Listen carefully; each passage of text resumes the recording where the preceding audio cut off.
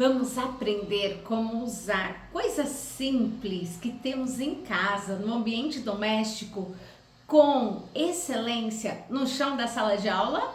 Se você se interessa por esse tema, se inscreva logo neste canal, porque aqui eu trago muitas novidades.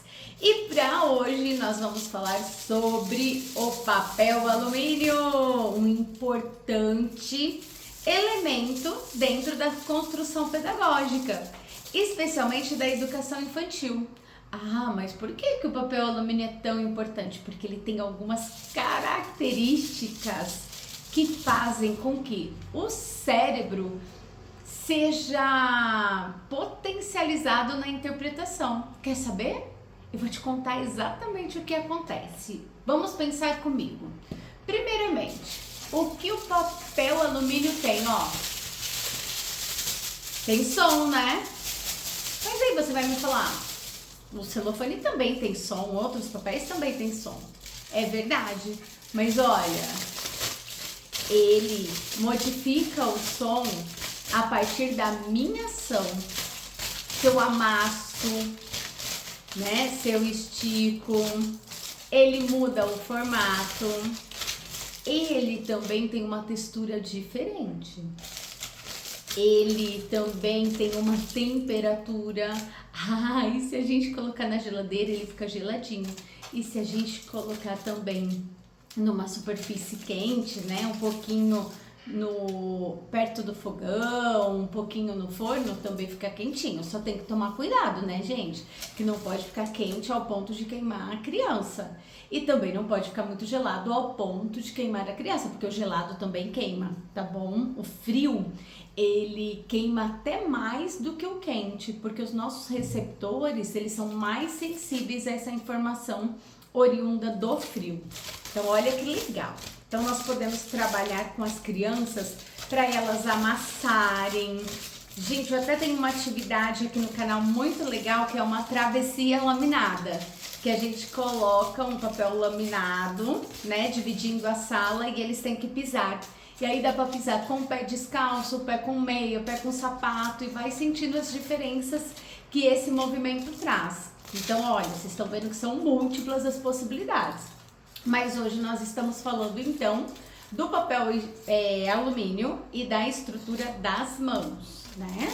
Então, aqui a gente pode usar muitas coisas e nós vamos dando as instruções para as crianças conforme a gente deseja. Como é que está o nosso aluno? Ele já está fazendo a pega necessária para segurar o lápis? Ele está fazendo a pega necessária para manipular uma tesoura, né?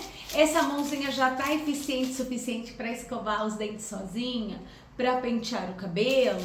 Então eu vou analisar isso do meu aluno, e isso é sondagem, é mapeamento, isso é a avaliação na educação infantil. Eu vou, né, observar aquilo que o meu aluno ainda precisa desenvolver para entregá-lo lá no ensino fundamental, nos anos iniciais, ó, tinindo. Porque se a gente prepara um aluno aqui na base, na educação infantil, bem preparado, e eu não tô falando de ensinar alfabeto, não tô falando de ensinar números, tô falando do quê? Tô falando de estruturas elementares que são necessárias para a criança lá no ensino fundamental, na fase de alfabetização, ter elementos suficientes para dar conta das tarefas que são, né, que serão recrutadas no ensino fundamental, especialmente na fase de alfabetização. Então, na educação infantil, a criança não precisa sair escrevendo o nome, né, sair falando o alfabeto todo, não precisa, mas ela precisa estar dominando essa mão, ela precisa ter um traço firme, leve quando necessário, né, sutil. Ela precisa ter uma mãozinha bem treinada para o exercício da escrita, para o desenvolvimento da escrita, que começa de forma efetiva lá no ensino fundamental, né? Essa escrita tem uma estrutura, ela começa da esquerda para a direita, de cima para baixo. E isso requer o que? Ó, movimento, né? Movimento fino da coordenação motora e, ó, informação óculo-manual, o quanto esse olhinho consegue seguir as ações dessa mãozinha. Tudo isso é treino, é vivência. Não dá para falar, Na educação infantil, se a gente, né, der a instrução falada, a criança não aprende. Ela precisa vivenciar, ela precisa tocar, ela precisa experimentar. E por que a gente usa o conhecimento da neurociência em tudo isso? Porque quanto mais eu treino esse cérebro, mais vias, mais conexões, mais arquitetura cerebral essa criança terá e melhor ela vai aprender ao longo da vida. Não é só em relação aos aspectos escolares, em relação a tudo. Em relação à conduta dela com o meio, em relação ao posicionamento dela. E aqui cabe a gente falar um pouquinho do Vygotsky, né? Ele que é um grande pensador e a gente estuda, mas muitas vezes a gente acaba não levando o conhecimento que a gente estuda lá para a sala de aula. Então vamos resgatar?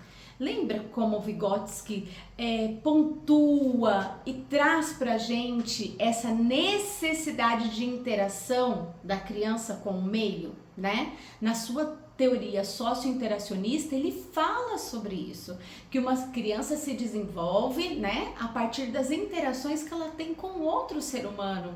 Então, ó, um cérebro, ele foi feito para quê? Para conviver com outro cérebro. Não adianta a gente pensar em estratégias pedagógicas só isoladas. Precisamos pensar em estratégias que possam trazer o coletivo, que possa trazer essa experiência para que a criança possa ter a oportunidade de se desenvolver a partir do amigo, né? Dessa vivência que é riquíssima. E para isso, o que a gente pode fazer? Ó, vamos propor que a criança, né, amasse o papel. Depois ela tem que rasgar o papel.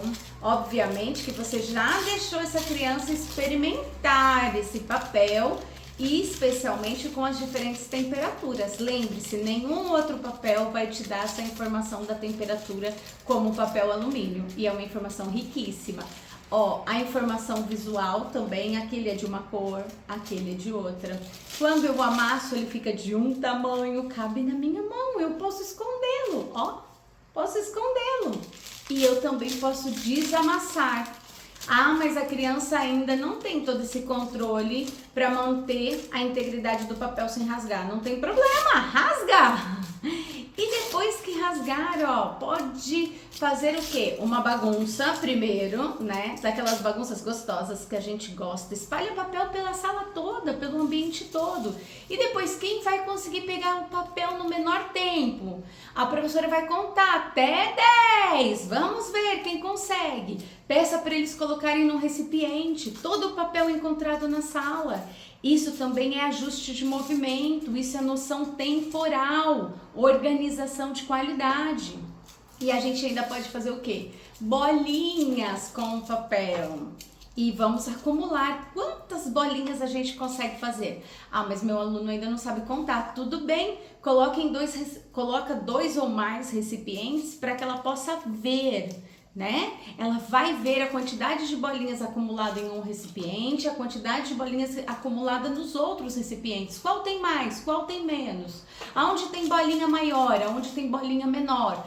Quem consegue fazer a menor bolinha? Ó, a menor bolinha. Quem consegue fazer uma bolinha usando todos os dedos? Quem consegue fazer uma bolinha usando só 2 dedos?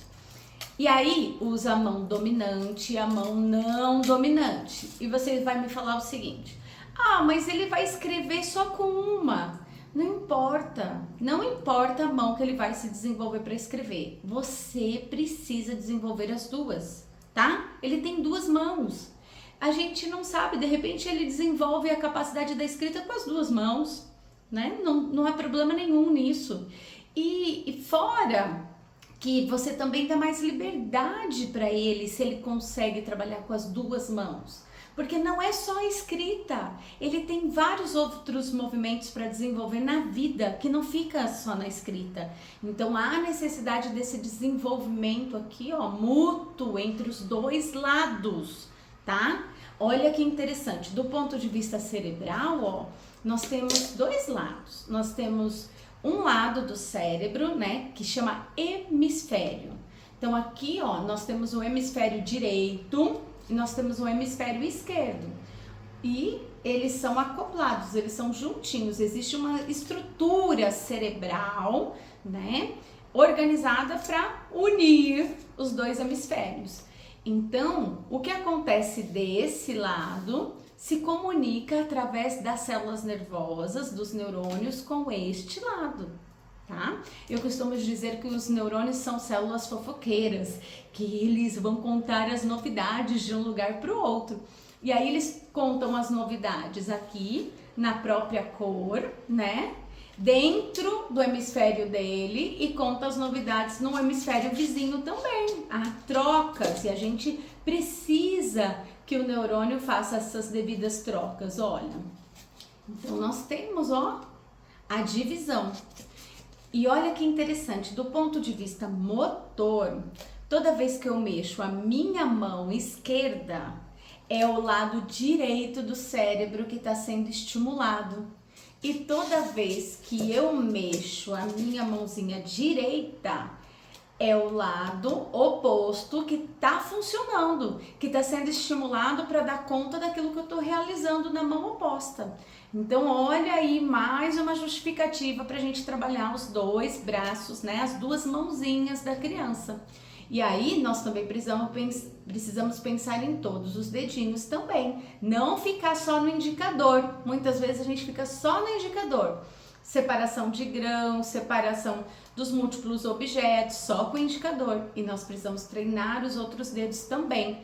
Do ponto de vista da neurociência, a neurociência já descobriu que o polegar é o dedo onde habitam mais neurônios. Então é o nosso dedo mais inteligente. Então nós podemos investir em ações, em atividades para explorar cada vez mais, né, esse movimento específico, fino do polegar. Do ponto de vista da neurociência, o nosso dedo pequenininho é o mais pobre de células neurais, né, de neurônios. Então aqui a gente precisa fazer movimento? Precisa, mas nós precisamos entender que é um dedo pouco específico. Por exemplo, se você vendar a criança, dificilmente ela vai conseguir só com o toque aqui no dedo mínimo descobrir aquilo que ela está tocando. Falar para você, olha, um grãozinho de arroz ou uma pontinha de lápis, mas o polegar te dá condições para isso, tá? As especificidades do movimento são fundamentais para o processo ensino-aprendizagem e elas estão lá, pautadas também na BNCC, no campo de experiência 2, que fala do gesto, do corpo e do movimento. Então, são abordagens que nós podemos integrar ali no chão da sala de aula e abordagens prontinhas para você utilizar agora, né, no início desse ano letivo.